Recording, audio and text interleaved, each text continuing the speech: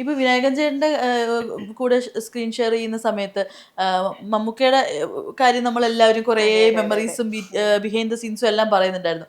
വിനായകൻ ചേട്ടൻ അങ്ങനെ ഷെയർ ചെയ്യാൻ പറ്റിയ ഒരു മെമ്മറി എന്തായിരിക്കും? അയ്യോ ഞാൻ പറയട്ടെ, ഇപ്പൊ മമ്മൂക്ക വെളുത്ത് സുന്ദരകുട്ടപ്പൻ മാത്രമല്ല സൗന്ദര്യം അങ്ങനെയല്ല, സീരിയസ് പെണ്ണെ. അപ്പൊ വിനായകൻ ചേട്ടന്റെ ബ്യൂട്ടി എന്ന് പറയുന്നത് എന്റെ കളർ വേറൊരു ഘടകം തന്നെ. അപ്പം ശരിക്കും വേറൊരു മമ്മൂക്ക അങ്ങനെ ഫീൽ ചെയ്യാം നമുക്ക്. ഭയങ്കര രസം. എന്നിട്ട് ഞാൻ ഫസ്റ്റിലൊരു ടേബിളിന്റെ മുമ്പിലുള്ള ഫാമിലി ആയിട്ട് ഇരിക്കുന്ന അതാണ്. പക്ഷെ വിനായകൻ ചേട്ടൻ്റെ ഉള്ളിൽ ഒരു ഡയറക്ടർ കൂടി ഉണ്ട് എന്നുള്ളതാണ്. നമ്മളെല്ലാം പറഞ്ഞു ഷെയർ ചെയ്യുന്നു, അത് പറഞ്ഞിരുന്നു എന്തെങ്കിലും പ്രശ്നങ്ങളുണ്ടെങ്കിൽ അവർക്കൊരു ഡയലോഗ് കൊടുക്കൂ എന്നൊക്കെ പറഞ്ഞിട്ട് അങ്ങനെ കുറച്ചുണ്ടായിരുന്നു അത്. അപ്പൊ സിനിമ വന്നപ്പോൾ അത് ഇതായിട്ട് കട്ട് ചെയ്ത് പോയതാണ്. എന്നാലും എനിക്ക് ഭയങ്കര രസമായിട്ട് തോന്നി. അതിൻ്റെ ഒരു ആള് ആർട്ടിസ്റ്റ്, ഭയങ്കര പക്കയാണ് അവർ. ആർട്ടിസ്റ്റ് എന്ന് പറയുന്ന ഒരു കാര്യം നമ്മൾ പഠിക്കേണ്ട ഒരുപാട് കാര്യങ്ങളുണ്ട് അദ്ദേഹത്തിന്റെ അടുത്ത്. ഇന്നിപ്പോ ഇന്റർവ്യൂസ് ഒക്കെ ആണെങ്കിലും പുള്ളിയുടെ പെർസ്പെക്റ്റീവ്സ് ആണെങ്കിലും ഓരോ പറയുന്ന ചിന്തിക്കുന്ന രീതികളായാലും ഒക്കെ നമുക്ക് കുറച്ചുകൂടെ വ്യത്യസ്തമായിട്ടൊക്കെ ഫീൽ ചെയ്യാം. നമ്മളിങ്ങനെ ആലോചിക്കും, നമ്മളും കൂടെ തിങ്ക് ചെയ്യും, അയ്യോ അത് ശരിയാണല്ലോ, നമ്മൾ എന്തുകൊണ്ട് അങ്ങനെ ചിന്തിച്ചില്ല എന്നൊക്കെയുള്ള രീതിയിൽ അല്ലെ. ആളുടെ ഓരോ കോൺസെപ്റ്റ്സ് ഒക്കെ ഭയങ്കര വ്യത്യാസമാണ്. പിന്നെ എന്താ, നമ്മളൊരു പച്ച മനുഷ്യൻ എന്നുള്ളൊരു അങ്ങനെ ഒരു സ്റ്റാർഡും കാര്യങ്ങളൊന്നും ആളുടെ അടുത്ത് ഇല്ല. നമ്മളോട് പെരുമ്പാമ്പ് അഭിനയിക്കുമ്പോഴും പിന്നെ എൻ്റെ കോസ്റ്റ്യൂമൊക്കെ കുറേ കൊല്ലങ്ങളായി നരച്ചനായിട്ടിട്ട്. ഞാൻ ഗ്രേറ്റ് ഇന്ത്യൻ കിച്ചൺ, ജിയോ ചേട്ടൻ്റെ ഗ്രേറ്റ് ഇന്ത്യൻ കിച്ചണിലാണ് ആദ്യമായിട്ട് ഉഷ എന്ന് പറഞ്ഞ കഥാപാത്രമാണ് ആദ്യമായിട്ട് ഞാൻ എന്നെ റെക്കഗ്നൈസ് ചെയ്യുന്ന ഒരു ക്യാരക്ടർ മലയാള സിനിമയിൽ വന്നത്. അന്ന് മുതലിട്ട നൈറ്റ് തന്നെയാണ്. അപ്പൊ ഇത് ഇതിലോ ഇത് തന്നെയാണോ, എനിക്ക് നല്ലൊരു ഡ്രസ്സൊക്കെ നല്ലൊരു ഡ്രസ്സൊക്കെ. അപ്പൊ അതുപോലെ തന്നെ വെളിച്ചെണ്ണയൊക്കെ ഇട്ട് മുടിയൊക്കെ ഇങ്ങനെയൊക്കെ കെട്ടി. അപ്പൊ പിന്നെ ഞാൻ വിചാരിക്കുന്നുണ്ട് എന്തായാലും വേണ്ടില്ല, എന്തായാലും എനിക്ക് തോന്നുന്ന ഒരു കാര്യം, ത്രൂ ഔട്ട് ദ സിനിമയില് ഒരേ സെറ്റിലായിട്ടാ പോകുന്നത്. അദ്ദേഹം ഒരു സ്ഥലത്ത് ചെല്ലുന്നു, ഒരു രക്ഷയില്ല, അടുത്ത സ്ഥലത്ത് പോകുന്നു. നോർമലി ആൾക്കാർക്ക് ഫ്രസ്ട്രേഷൻസ് ഒക്കെ വരുമല്ലോ, ദേഷ്യം കാണിക്കുമോ, അതൊന്നും കാണിക്കാതെ അങ്ങനെ അത് ഒരു സാധാരണക്കാരെ കൊണ്ട് സാധിക്കുന്നതേ അല്ല. ശ്രദ്ധിച്ചിട്ടുണ്ടോ അങ്ങനെ ഒരു ക്യാരക്ടർ ത്രൂ ഔട്ട് പിടിക്കാൻ? അതായിരിക്കാം എന്ന് എനിക്ക് തോന്നുന്നു അദ്ദേഹത്തെ തന്നെ ചൂസ് ചെയ്ത ഒരു. പക്ഷെ ഞാൻ അങ്ങനെ കണ്ടായിരുന്നു. അതായത് വിനായകൻ ചേട്ടന്റെ മുഴുവൻ ഇതും കൊണ്ടുവന്നില്ല ആക്ടിങ്. പക്ഷെ നമ്മുടെ സ്ക്രിപ്റ്റ് റൈറ്റർ ജിഷ്ണു ചേട്ടനാണെങ്കിലും നമ്മുടെ ഡയറക്ടർ ജിതിൻ ചേട്ടനാണെങ്കിലും അവരുടെ മനസ്സിൽ ഒരു ക്യാരക്ടർ ഉണ്ടാവും. അപ്പൊ അത് മാത്രം കൊടുക്കുന്നിടത്തല്ലേ ഒരു ആക്ടറിന്റെ വിജയം എന്ന് പറയുന്നത്. അല്ലാതെ ഇപ്പൊ നമുക്ക് മമ്മൂക്കയുടെ കാര്യം പറഞ്ഞ പോലെ തന്നെ എവിടെയും നമുക്ക് വിനായകൻ ചേട്ടനെ കാണാനൊന്നും പറ്റില്ല. ആ പോലീസ് ഓഫീസറിനെ മാത്രമേ നമുക്ക് അവിടെ കാണാൻ പറ്റുള്ളൂ. അപ്പൊ നമ്മള് നേരത്തെ പറഞ്ഞ പോലെ തന്നെ ഇവരെല്ലാവരും വില്ലന്റെ പേരാണ്. ശരിക്കും നായകന്റെ നായിക ഇതാണ്. ഫേസ്ബുക്കിൽ ഒരു കമന്റ്, കബനി നായകൻ നീ നായകനാണെങ്കിൽ നായിക നീ ആണല്ലോ. ഞാനെന്നെ അതിന് ഇങ്ങനെ ആക്കി ഇങ്ങനെയുള്ള ഇങ്ങനെ ഒളിഞ്ഞു നോക്കുന്ന ഒരു ചിഹ്നം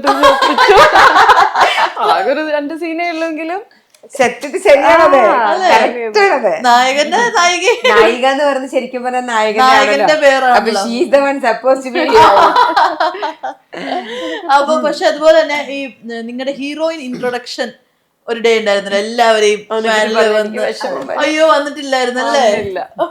പക്ഷെ വന്നില്ലെങ്കിലും ഇതിപ്പോ നമ്മൾ ഏറ്റവും ഭയങ്കര പ്രിയപ്പെട്ടതായിട്ടോ അത് കണ്ടില്ലെങ്കിലും ഞങ്ങൾ നേരത്തെ പറയായിരുന്നു ചേച്ചിയുടെ ഒരു സംസാര രീതിയുണ്ട്. അതായത് കുഞ്ഞെ കൊച്ചേ, അതായത് മോളെ കുഞ്ഞെ ഇങ്ങനെ മുടി കെട്ടി നോക്കൂ, കുഞ്ഞെ ഇങ്ങനെ ചെയ്താൽ ഭംഗിയുണ്ടാവും എന്നൊക്കെ പറയും. നമുക്ക് എന്തെങ്കിലും ഉണ്ടെങ്കിൽ ചേച്ചി കൊള്ളാമോ, ഇങ്ങനെ കൊള്ളാമോ, അങ്ങനെ കൊള്ളാമോ എന്ന് ചോദിക്കാൻ പറ്റിയ ഒരാളാണ്. നേഴ്സാണ്, അറിയില്ലേ, മദർ ഓഫ് ഡ്രാഗൺസ് എന്നൊക്കെ പറയുന്നത് മദർ ഓഫ് കലങ്കാവ്.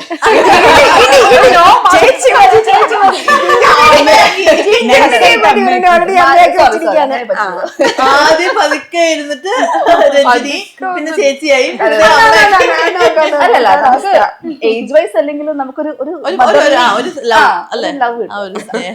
എനിക്ക് പെൺകുട്ടികളെ ഭയങ്കര ഇഷ്ടമാണ്. ശരിക്കും ഭയങ്കര ഇങ്ങനെ ആൺകുഞ്ഞുങ്ങളാണ്. അതുകൊണ്ട് എനിക്ക് ഇവരോടൊക്കെ ഭയങ്കര ഇഷ്ടം. ഇങ്ങനെയൊക്കെ ഡ്രസ്സൊക്കെ ഇടുന്നത് എനിക്ക് ഭയങ്കര ഇഷ്ടപ്പെട്ടു.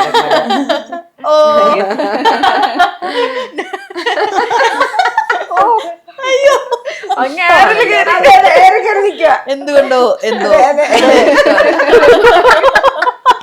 എല്ലാവർക്കും.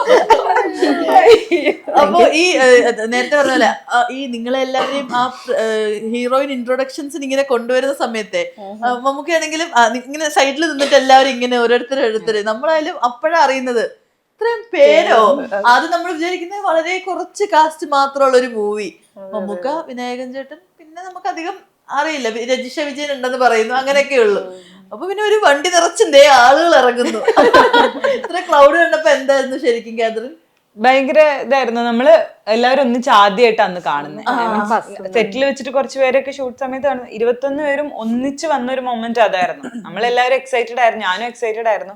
എല്ലാവരും ആദ്യം നമ്മള് ഹോട്ടലിലാണ് വെയിറ്റ് ചെയ്തത്. അവിടെ നിന്ന് ഒരു ബസ്സിലാണ് നമ്മള് ക്രൗൺ പ്ലാസയിൽ എത്തിയത് ഈ ടീസർ ലോഞ്ചിന് വേണ്ടിയിട്ട്. അപ്പൊ അവിടെ വരുമ്പോ തന്നെ എല്ലാരും നമ്മളിങ്ങനെ ഓടി നടന്ന് പരിചയപ്പെടുന്ന മീൻസ് ഏത് സീനിലായിരുന്നു എന്തായിരുന്നു നമുക്കും സീൻസ് ഒന്നും അറിയില്ല, പക്ഷെ എല്ലാവർക്കും അറിയാം എല്ലാരും മമ്മൂക്കയുടെ നായികമാരാണെന്ന്. അങ്ങനെ ഒന്നിച്ച് ബസ്സിൽ വരുന്നു, വന്നിറങ്ങുന്നു ക്രൗണില്. പിന്നെ എല്ലാം എന്താ പറയാ, നമ്മള് ഒരു സ്വപ്നം കാണുന്ന ഒരു മൊമെന്റിലൂടെയായിരുന്നു പോയിക്കൊണ്ടിരുന്നത്. കാരണം മമ്മൂക്കയുടെ നായിക എന്ന് പറഞ്ഞ് വിളിച്ച് സ്റ്റേജിൽ കയറ്റുന്നത് തൊട്ട്, മമ്മൂക്കയുടെ അടുത്ത് നിൽക്കുന്ന തൊട്ട്, മമ്മൂക്കയുടെ നായികയായി നമ്മളെ പരിചയപ്പെടുത്തുന്ന ഒരു മൊമെന്റ്, ഇതെല്ലാം ഒരു സ്വപ്നം നമ്മുടെ ലൈഫിൽ നടന്ന പോലത്തെ ഒരു എക്സ്പീരിയൻസ്. ശരിക്കും അന്ന് ആ ഒരു പ്രോഗ്രാമിന് ആ ഒരു ഇവന്റിന്റെ വിഷ്വൽസ് കണ്ടപ്പോഴായിരിക്കും അല്ലെ പല ഫ്രണ്ട്സ് പോലും അറിഞ്ഞത് ഇതിന്റെ പാർട്ടാണെന്നുള്ള കാര്യം. അതുവരെ അതൊരു സീക്രട്ട് ആയിട്ടിരുന്ന ഒരു സംഭവം അതായിരുന്നു. ആദ്യമേ ഇൻസ്റ്റാഗ്രാമിൽ ഫ്രണ്ട്സ് എല്ലാവരും എടുത്തിട്ട് ഷെയർ ചെയ്ത് പോയത്. അത് കണ്ടിട്ട് എല്ലാരും ചോദിച്ചിട്ടുണ്ടേ. അതെ, ഒരുപാട് പേര് ചോദിച്ചിട്ടുണ്ട്. പിന്നെ ഒരുപാട് മെസ്സേജസ് അപ്പോഴാ വന്നത്, കളംകാവല്ലോ. നമ്മള് നേരത്തെ പറഞ്ഞ ഇന്നസെന്റിന്റെ അവസ്ഥ അപ്പോഴാണ് റിയാലിറ്റിയിലേക്ക് വരുന്നത്. അതെ, ഞാൻ തന്നെ, എന്റെ സമയമായി, ഇത് പറയാനുള്ള ടൈമായി. അടിപൊളി. ഇപ്പൊ സുഹാന ശരിക്കും പറഞ്ഞാല് ഇപ്പൊ നേരത്തെ പറഞ്ഞായിരുന്നല്ലോ വാപ്പയും ഉമ്മയും രണ്ടാളും പോലീസുകാരാണെന്നൊക്കെ. അപ്പൊ പോലീസുകാരുടെ കുട്ടി, അതെ, പോലീസ് കുട്ടി എങ്ങനെ സിനിമയിലേക്ക് എത്തിയത്? നല്ല ചോദ്യം, വളരെ നല്ല ചോദ്യം. നല്ല ക്വസ്റ്റ്യൻ. അടുത്ത ക്വസ്റ്റ്യൻ അങ്ങനെയാണോ?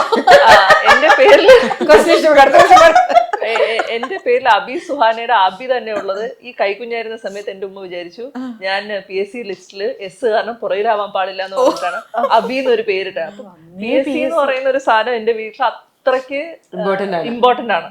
അപ്പൊ അങ്ങനെ വരുമ്പോ എനിക്ക് എന്റേതായ വീട്ടിൽ അത്രയും പ്രഷർ ഉണ്ട്. അപ്പൊ എനിക്ക് എന്റേതായ എന്തെങ്കിലും ചെയ്യണമല്ലോ, വേറെ എന്തെങ്കിലും വേണമല്ലോ എന്നൊരു സാധനം എന്നാണ്.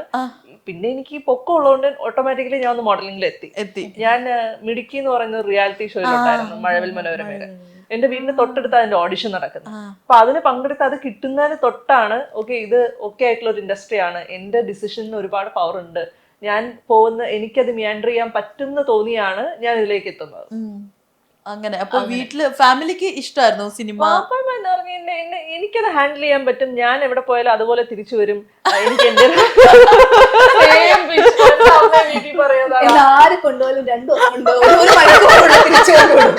അവിടെ ചെന്നാലും എവിടെ ചെന്നാലും. പിന്നെ എന്റെ വീട്ടിൽ ഒരുപാട് റൂൾസ് ഉണ്ട് കേട്ടോ. അതായത് ഞാൻ ഏത് സ്ഥലത്തെത്തിയാലും അവിടെ ലൊക്കേഷൻ പോകണം. ഞാൻ എവിടെ താമസിച്ചാലും അവിടെ എന്റെ പാപ്പയും പോലീസുകാരെ വിട്ടിട്ട് ആ ഹോട്ടൽ ഓക്കെ ആണോ അതെല്ലാം അന്വേഷിക്കും. ഇറ്റ് വാസ് വെരി അതൊരു ഗതികേടുമാണ് ആക്ച്വലി നമുക്ക് ചെയ്യേണ്ടി വരുന്നതിന്റെ. നമുക്ക് ആ സമൂഹത്തിൽ നമ്മൾ എവിടെ ചെന്നാലും ഓക്കെ ആയിരിക്കണം. ഇപ്പോഴും അങ്ങനെയാ? ഇപ്പൊ കുഴപ്പമില്ല. ഇപ്പൊ ഞാൻ വിളിച്ച് എപ്പൊ ചോദിച്ചാലും ഞാൻ പറയും ഞാൻ ഇവിടാണ്, ഞാൻ ഇവിടെ കൂടെയാണ്. അങ്ങനെ അത്രയും പ്രഡിക്റ്റബിൾ ആയപ്പോഴത്തേക്കാണ് അവർക്ക് ഞാൻ എവിടെ ചെന്നാലും ഞാൻ എന്റെ സേഫ്റ്റി നോക്കും എന്നുള്ള ഒരു സംഭവം വന്ന് അങ്ങനെയാണ്. നമ്മളെല്ലാം നിരീക്ഷണത്തിലാണ്. അപ്പൊ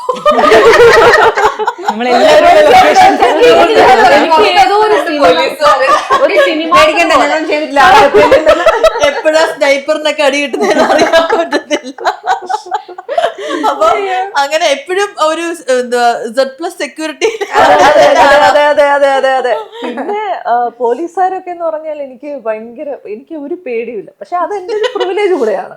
എനിക്ക് തറവാട് പോലെ പോലീസും ജയിലും എന്ന് പറഞ്ഞാൽ, പോലീസ് സ്റ്റേഷനും ജയിലും എന്ന് പറഞ്ഞാൽ ഞാൻ ഏത് പതിരാത്രി വേണോ എനിക്ക് ഓടിച്ചെല്ലാം എന്നുള്ളൊരു സംഭവമാണ്. അത് ആക്ച്വലി പ്രിവിലേജ് ആണ്, എല്ലാവർക്കും അങ്ങനെ പറ്റുന്നില്ല. പക്ഷെ അത് പോസിബിൾ ആണ്. പോലീസുകാർ നമ്മളെ ഹെൽപ്പ് ചെയ്യാനാണ് നിൽക്കുന്നത്. അവർക്ക് ഒരുപാട് പൊളിറ്റിക്സ് അകത്തുണ്ട് ഇപ്പോഴും.